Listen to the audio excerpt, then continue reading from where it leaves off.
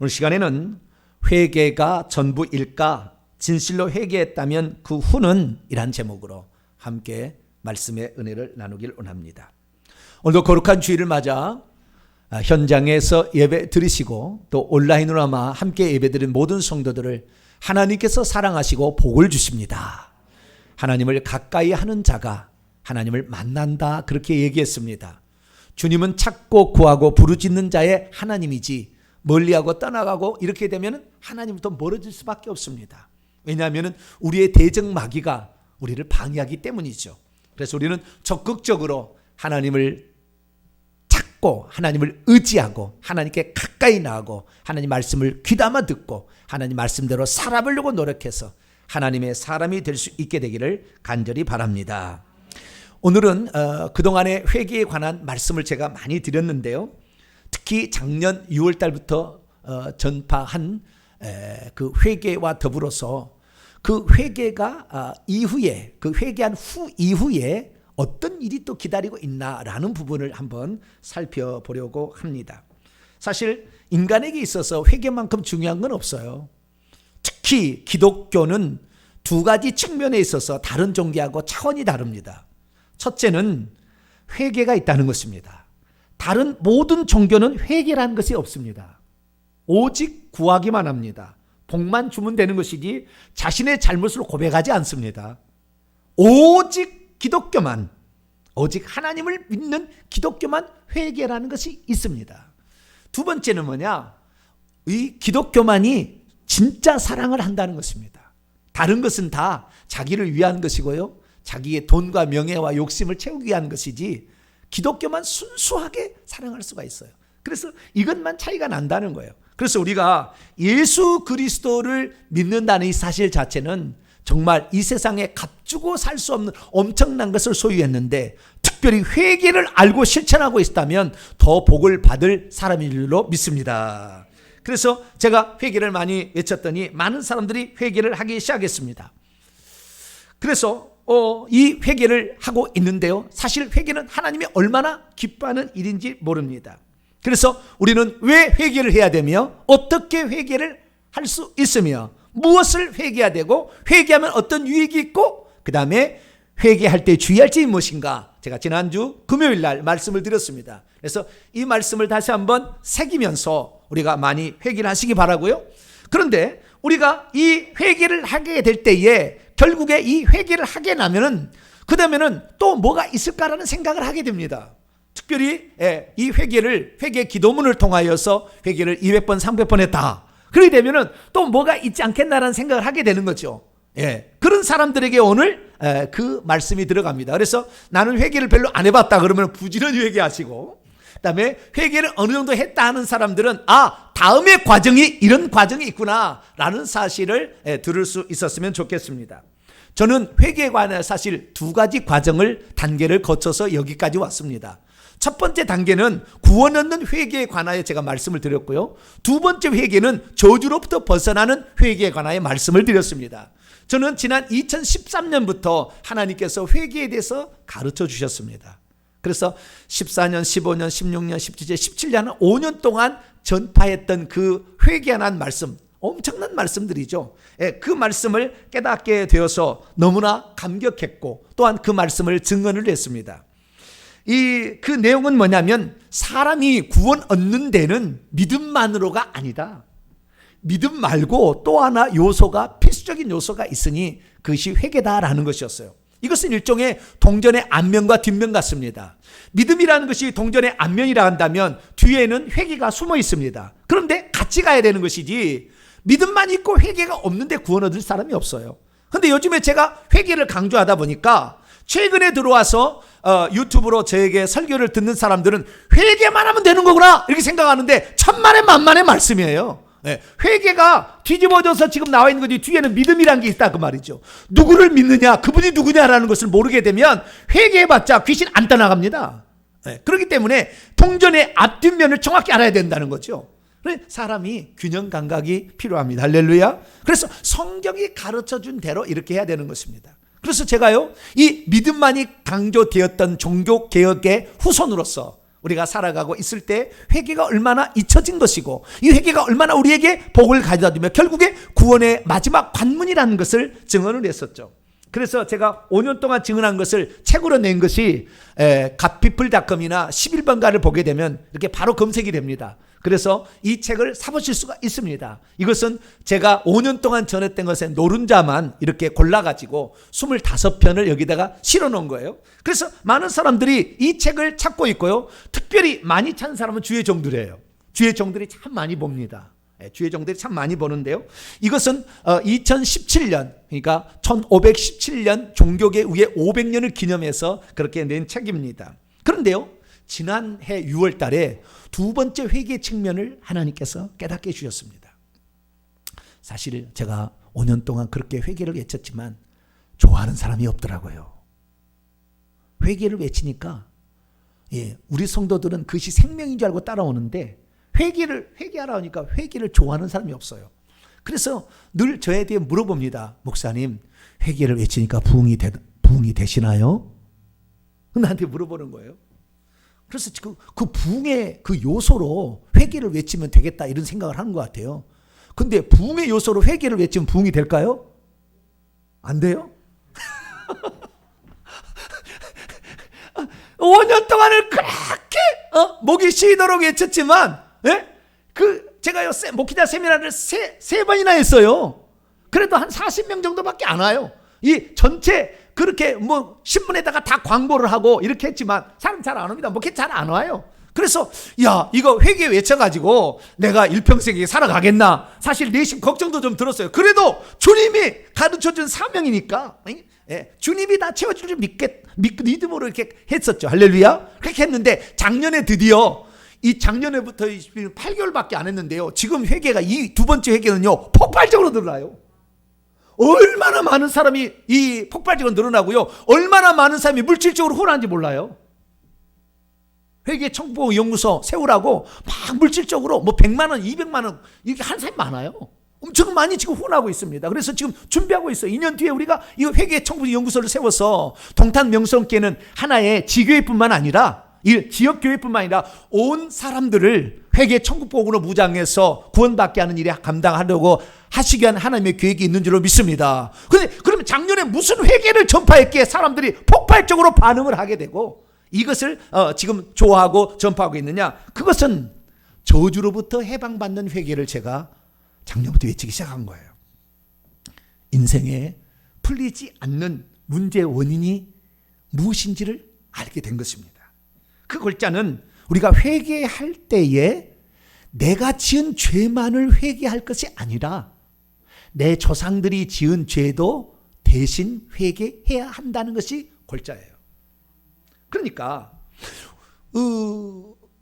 우리가 회개를 하게 될 때 오늘 인생에 많은 예수 그리스도를 믿고도 풀리지 않는 수많은 문제가 있어서 기도했는데도 안 되더라는 거죠. 하나님 이거 해결해 주세요 했는데도 안 되더라는 거죠. 그런데 그 원인이 어찌 됐느냐? 조상들이 지은 죄 때문에 그 죄의 결과로 귀신들이 들어가는 거예요. 침범에 들어온 겁니다. 그런데 조상들이 회개를 안고 죽었기 때문에 그 귀신들이 우상숭배의 죄는 출애굽 20장 5절의 말씀에 따라 그 3, 4대까지 그 형벌을 하겠다라고 약속했기 때문에 귀신들도 그 말씀을 근거로 후손들에게 계속해서 역사에서 저주를 퍼붓고 있었던 거죠. 그래서 예수 그리스도를 믿었음에도 불구하고 계속 우리가 저주를 받게 되는 것은 갈라디 3장 13절에 분명히 예수님께서 우리 저주를 속량하기 위해서 예수님이 십자가에 죽었다 했는데 왜 저주가 없어지지 않나? 그것은 내 죄가 아니라 내 조상들이 지은 죄의 결과로 남아있는 그 귀신들이 나를 침범하고 있었다는 거죠. 그래서 우리가 조상들이 지은 죄를 우리가 회개하자라고 말씀을 드렸더니 너도 나도 없이 그 죄를 회개했더니 아니나 다를까 회개하니까요 질병이 떠나가게 되고 자녀의 문제가 해결이 되고 할렐루야. 그동안에 물질이 안 들어온 사람이 다시 물질이 들어오게 되고 많은 변화들이 찾아오기 시작해서 귀신들이 막 팍팍팍 떠나가는 거예요.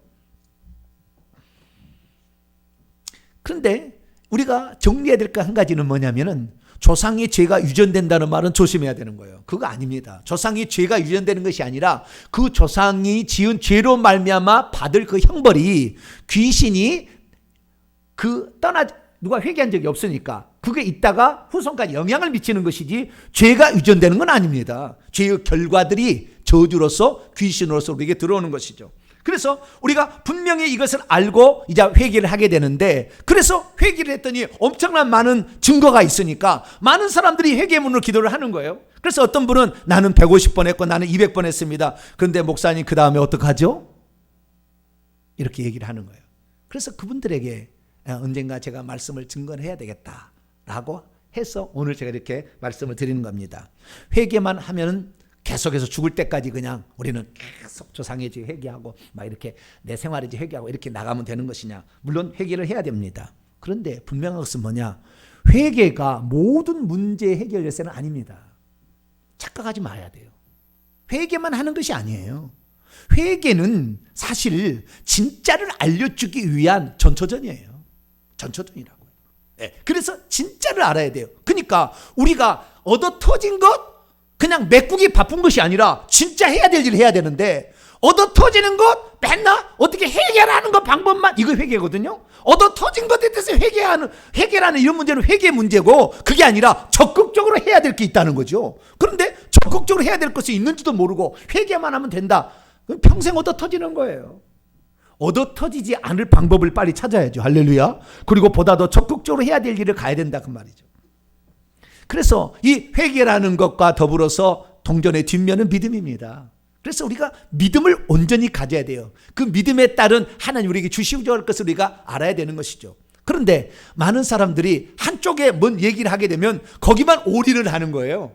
그래가지고 그게 전부인 줄 알고 거기만 따라가게 되는데, 그래도 안 되니까 나중에는 안 하는 거예요. 그건 지금 잘못한 것입니다. 회개가 이 신앙생활의 모든 것이 아닙니다. 일부입니다. 일부이에요.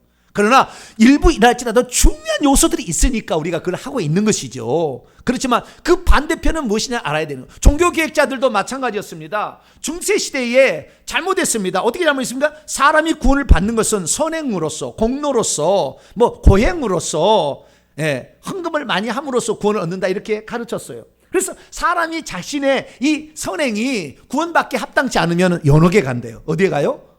연옥에, 중간초소. 비성경적입니다. 연옥에 가 있는데, 자기 부모가 연옥에 가 있는데 천국에 못 가서, 연옥은 불이 고통이 있습니다. 그래서 천국에 보내려면 어떻게 해야 되느냐? 자기의 행위가 너무 많아서 자기를 천국 보내기에도 남음이 있는 성인들이 있다는 거예요. 그래서 그 성인들이 남은 그 공로를 잉여 공로라고 하는데, 당신이 하나님께 헌금을 딱 드리면 그 동전이 땡그랑 떨어진과 동시에 그 성인들의 잉여 공로가 당신의 부모님에 가면은 연옥에서 딱 천국에 들어간다. 헌금 하시겠어요? 안 하시겠어요? 불효자식들이네 보니까요. 헌금을 다 안 하려고 그러네. 헌금을 안 할 수가 없어. 그래가지고 어마어마하게 헌금을 해가지고 그 독식을 하는 것을 보고 종교개혁자가 저건 아니지, 구원을 얻는데 저렇게 하는 건 아니지 해서 찾아낸 게 뭐냐?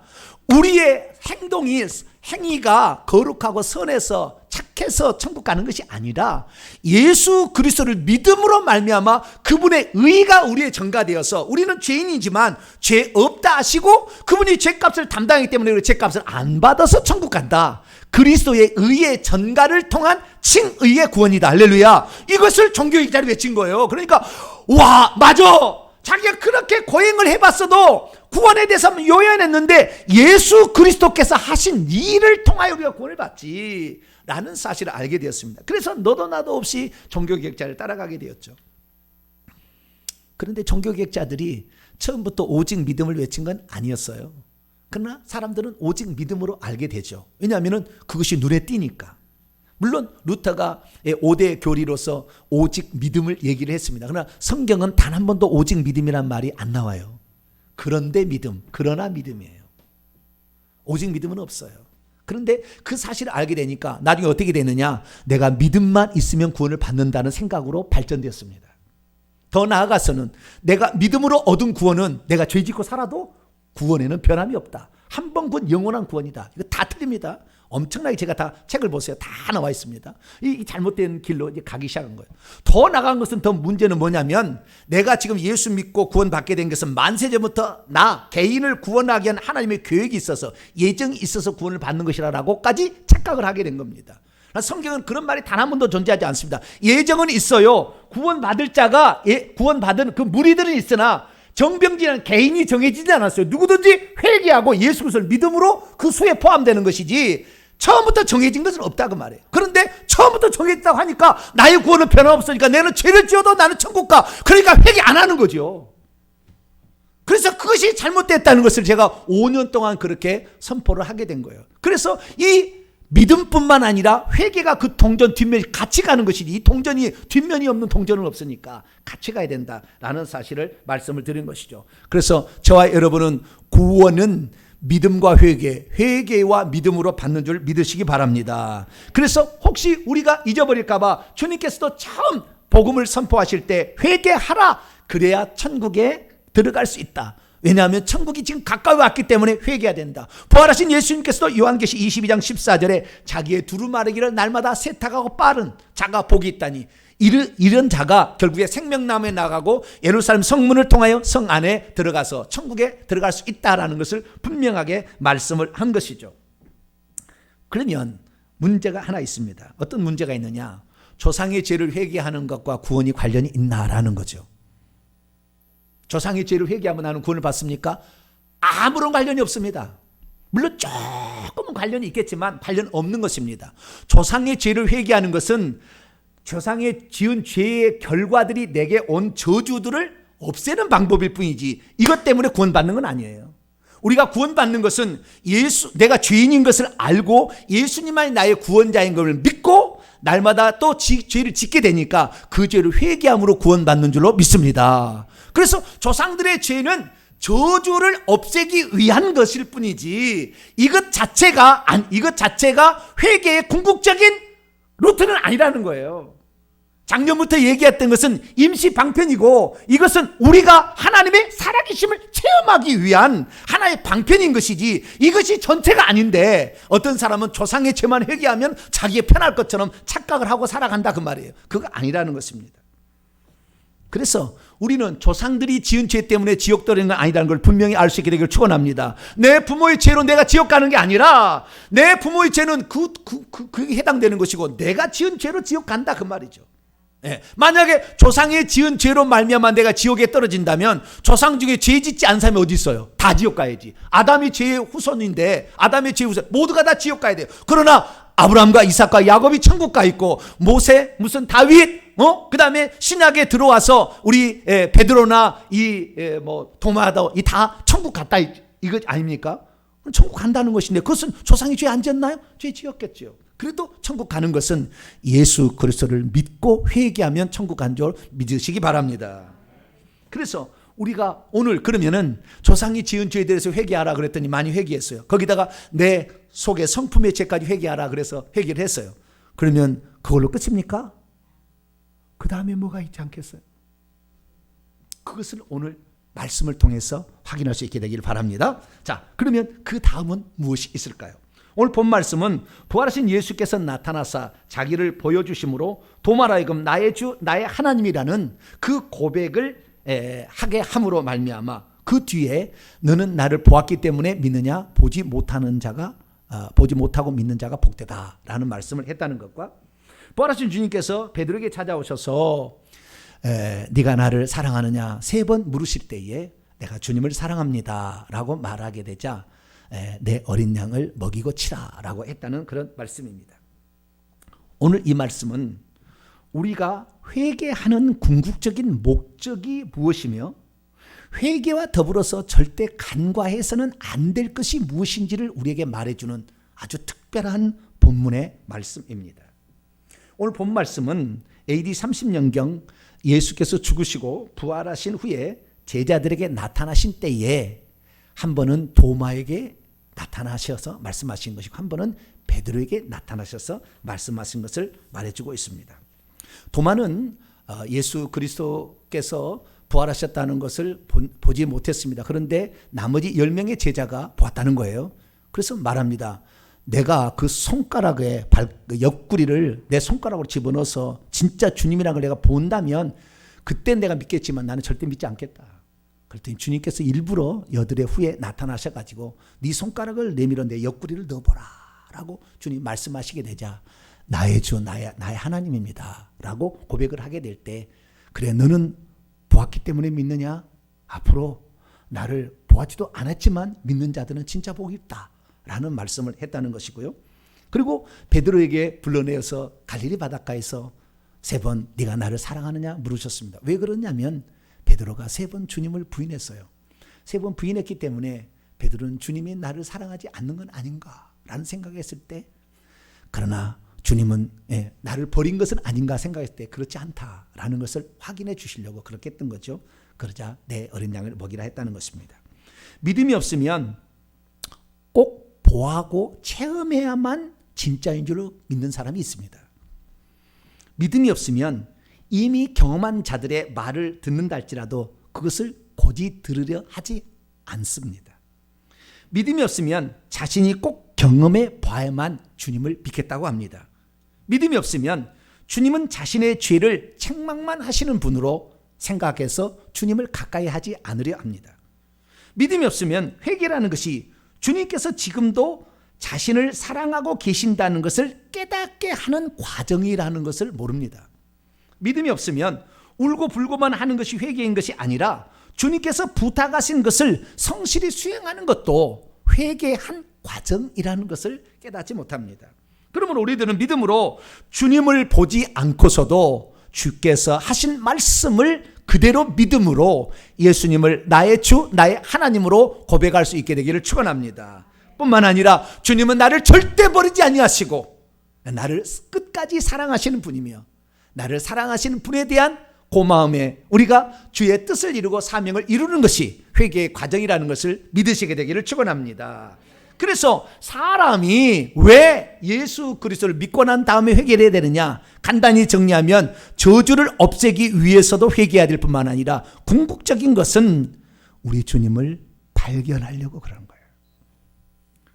귀신의 세계, 보이지 않는 세계, 예수님 보이지 않지만 보이게 만드시고 귀신의 세계를 체험하게 한 건 무엇입니까? 귀신이 있다는 것을 알려주는 게 아니에요. 그 사실을 통하여 얼마만큼 예수님이 능력자고 하나님이신가를 그 사건을 통해서 가르쳐 주는 것이고 우리가 어떠한 고통에 처한다 할지라도 주님은 우리를 버리지 아니하고 항상 우리를 사랑하고 있다는 것을 그 문제를 해결해 주심으로 깨닫게 해주는 거예요. 그런데 많은 사람은 회개만 하면 모든 것이 끝난 것처럼 이렇게 생각을 할 수도 있다는 것입니다.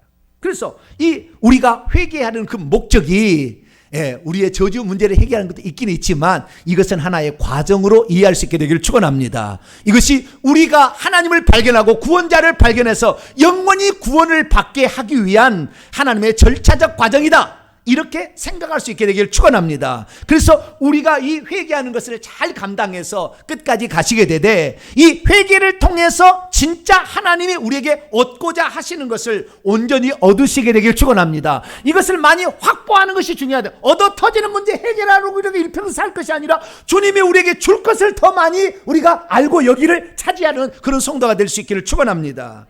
자, 그러면 우리가 그동안 간과했던 것이 무엇일까요? 회개를 하면서 우리가 더불어 알았어야 되는데 회개와 더불어 알지 못했던 사실은 무엇일까요? 그것은 정리해 보면 딱 3가지입니다. 딱 3가지. 첫째는요, 이 어떤 귀신의 세계를 접하게 되고, 그러니까 저주의 문제를 해결하면서 막 이렇게 귀신의 세계를 접하게 된 모든 것들은 결국에 주님만이 귀신을 지배할 수 있는 전능자라는 것을 알게 하기 위함이에요.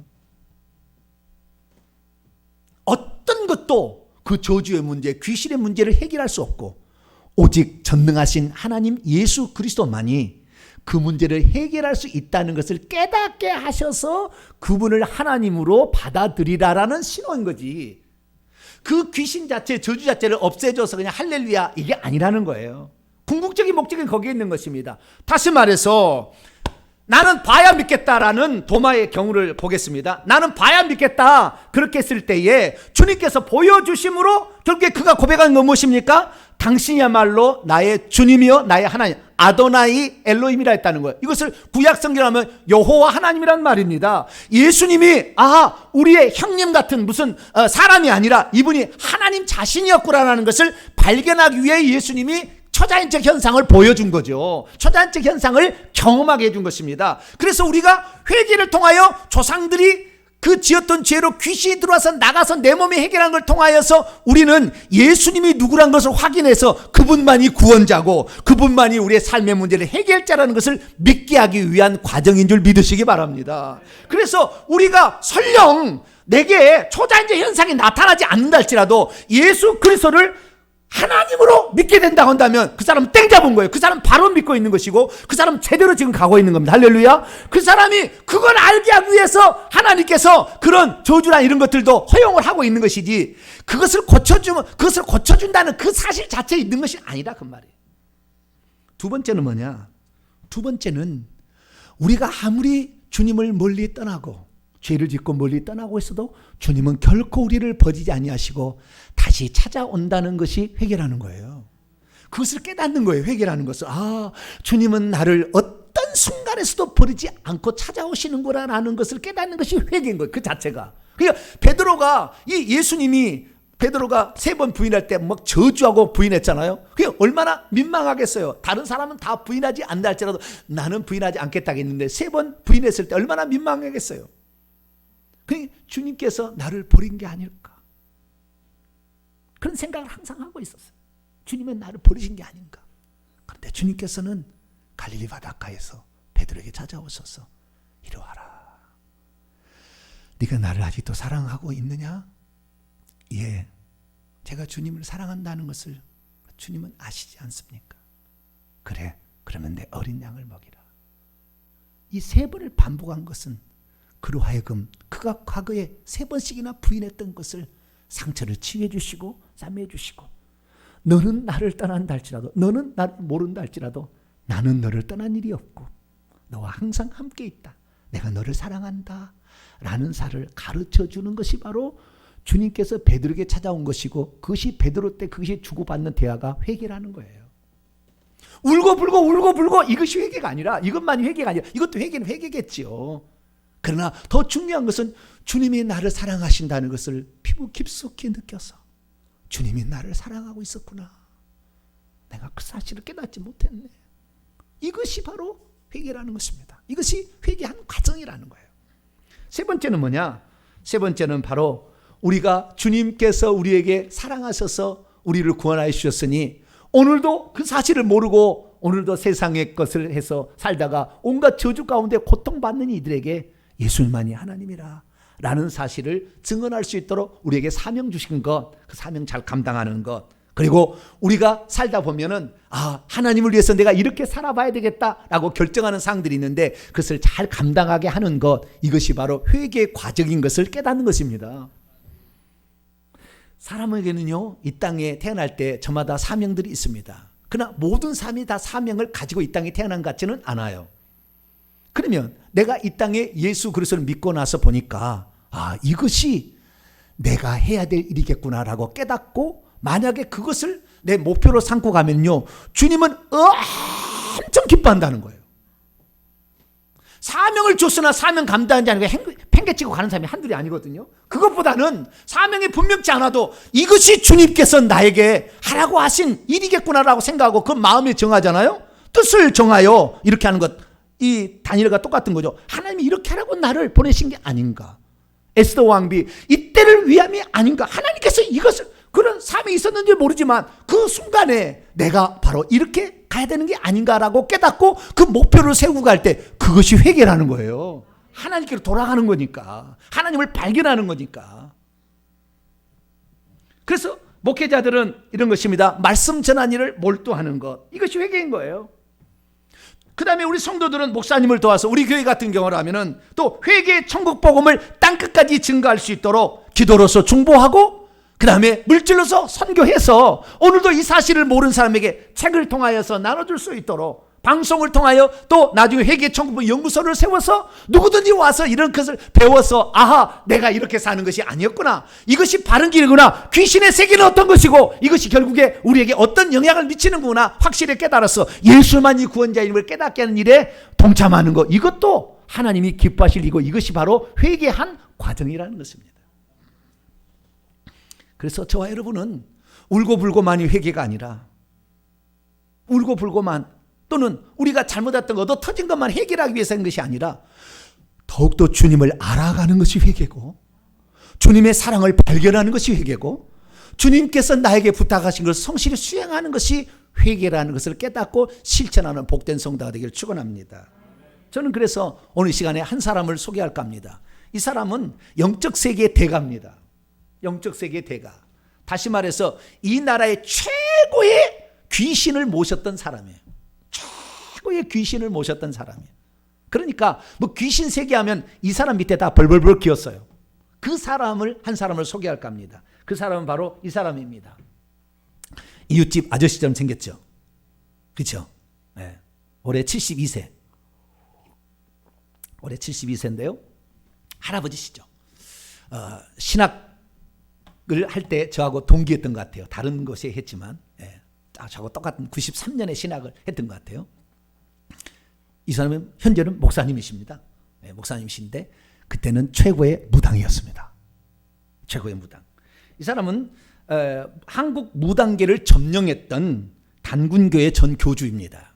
22년 동안 단군교에 몸 담고 있었는데요. 이 사람은 우리나라의 무당의 수천 년 동안 내렸던 무당의 모든 것을 익혔던 사람이에요.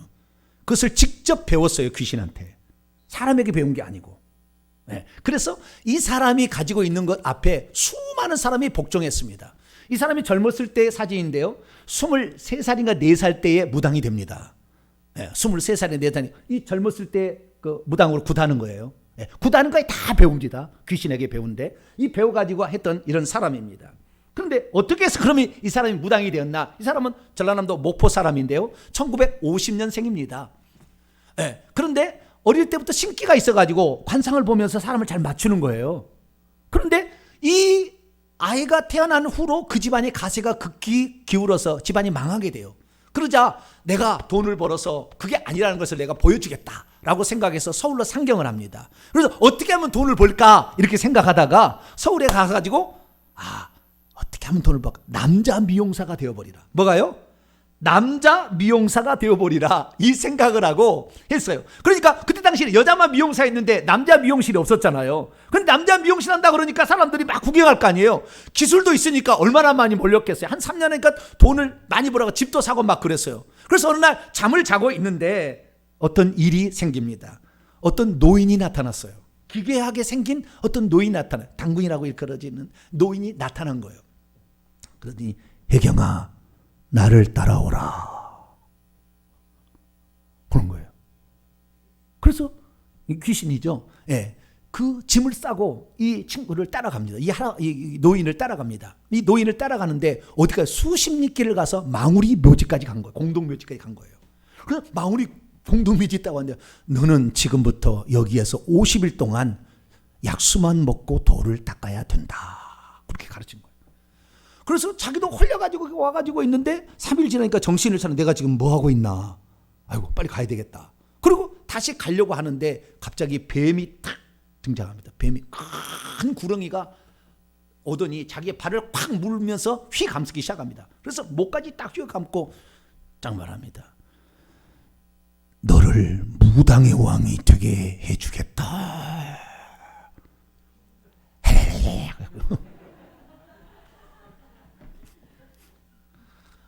제가 이야기하면 이야기 재밌죠.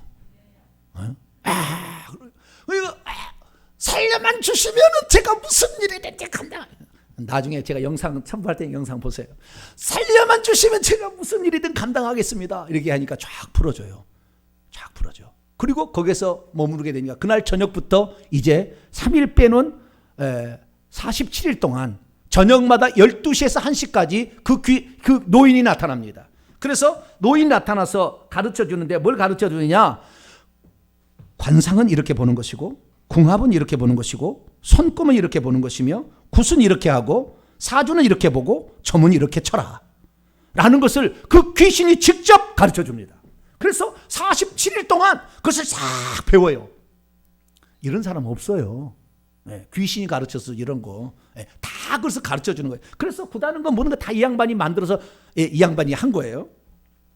그리고 50일째 되는 날 하산을 해가지고 이제 밖에다가 운명감정소라는 것을 차립니다. 그리고 쫙 버리게 가지고 사람들이 하니까 잘 맞추거든. 그러니까 사람들이 더 여러 사람 모이잖아요. 그러다 보니까 그때 당시에 아직 박정희 대통령이 살아있을 때인데 그때 당시에 박정희 대통령 밑에 있던 사람이 자기 딱 그렇게 하는 거예요. 정계에 진출할 준비를 하시오라고 점괘를 주는 겁니다. 그러니까 정계에 진출할 준비. 그러면서 그때 하는 말이 박정희 대통령은 곧 죽을 것이고 전두환이라는 사람이 대통령이 될 것이요. 얘기를 해줍니다. 미친 사람, 이 사람이 미친 사람이네 지금. 그리고는 돌아갔어요. 그런데 아니나 다를까 대통령이 그 뒤에 며칠 뒤에 대통령이 죽고요. 대통령이 죽고 그리고 전두환이가 진짜 그 장군이 대통령이 된 거예요.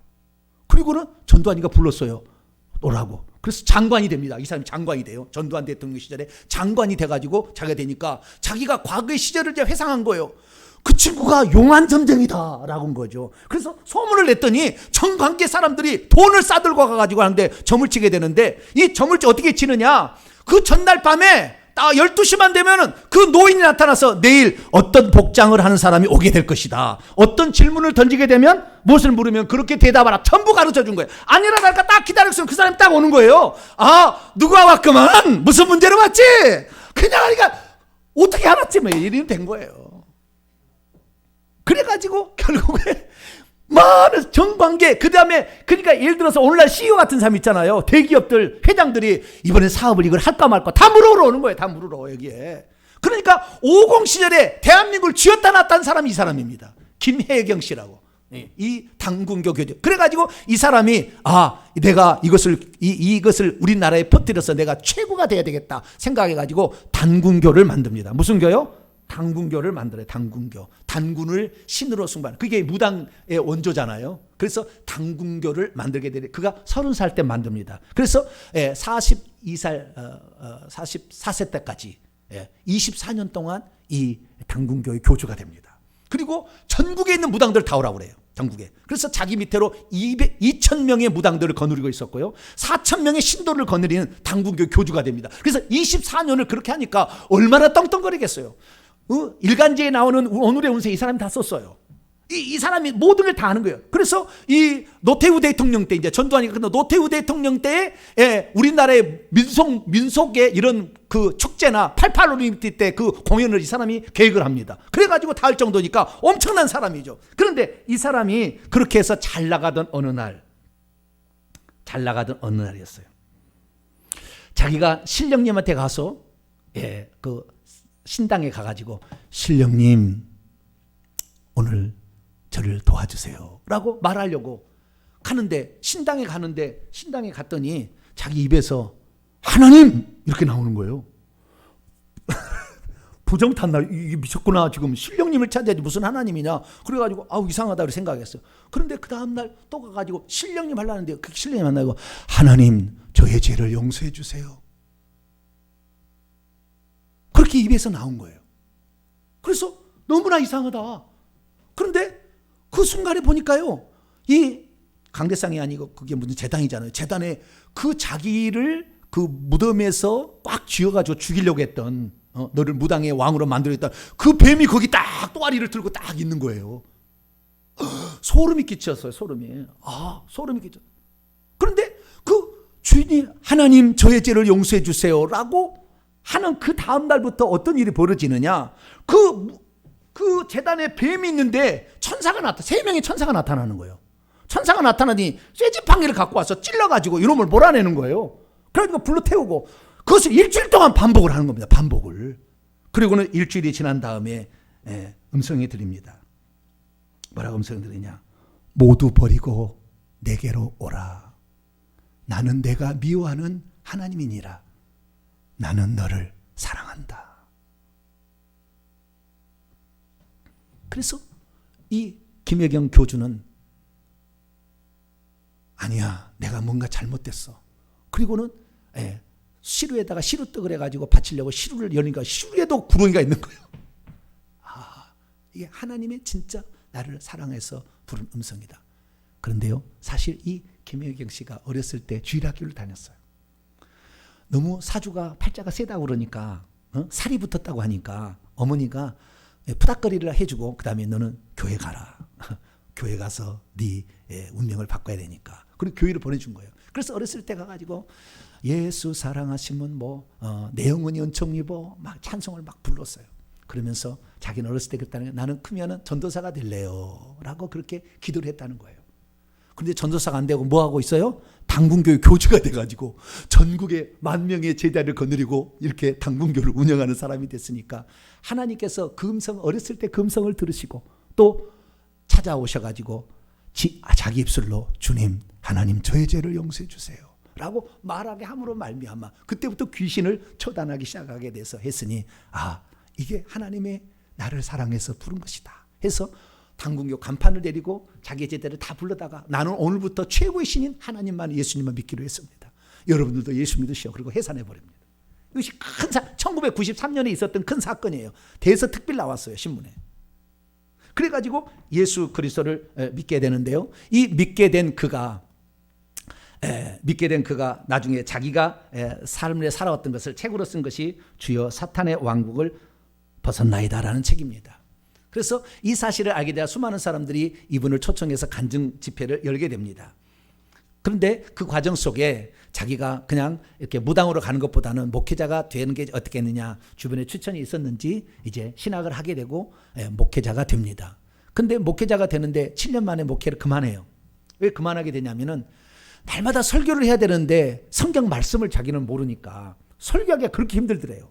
그래서 하나님은 나에게 설교해서 사람을 목양하라고 그런 것이 아니라 귀신에게 붙잡힌 이런 사람들로 하여금 예수만이 신이라는 것을 가르치라고 나에게 은사를 준 거지.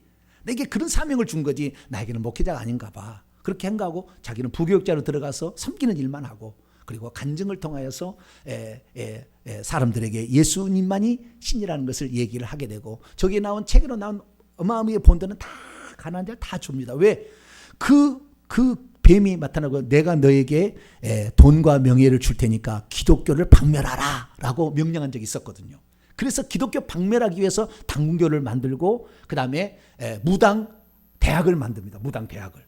그때 오금시대에 무당 대학을 만들어가지고 무당을 한 적이 있었거든요. 그래서 자기는 죄를 용서하는 죄를 회개하는 방법으로서 오직 이 예수님만이 주님이라는 것을 전하고 그리고 하나님이 나를 버리지 않고 찾아오셨다는 것을 전하고 그리고 내가 이 사실은 남들도 알게 하는 것이 나의 사명이라고 그 길을 걸어갔다는 거예요. 그런데 어느 날 간증을 하고 있는데 어떤 사람이 물어봤다는 거예요. 김혜경 목사님한테 이렇게 물어봤습니다.